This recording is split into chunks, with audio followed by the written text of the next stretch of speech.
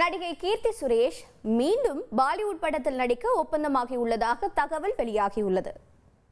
மலையாள திரையுலகில் குழந்தை நட்சத்திரமாக அறிமுகமான நடிகை கீர்த்தி சுரேஷ் ரஜினி முருகன் படத்தின் மூலம் தமிழ் சினிமாவில் முன்னணி நடிகையானார். தமிழ் சினிமாவில் தனக்கென்று ஒரு நிலையான மார்க்கெட் தக்க வைத்திருக்கும் கீர்த்தி சுரேஷ் மறைந்த பழம்பெரும் நடிகை சாவித்திரியின் வாழ்க்கை வரலாற்றை சித்தரிக்கும் நடிகையர் திலகம் படத்தில் நடித்து சிறந்த நடிகைக்கான தேசிய விருதையும் பெற்றார். நடிகையர் திலகம் படம் பெற்றுத்தந்த திருப்புமுனையால் மிகுந்த குதூகலத்தில் இருந்த கீர்த்தி சுரேஷ் கதாநாயகிக்கு முக்கியத்துவம் தரும் கதைகளில் தற்போது நடித்து வருகிறார்.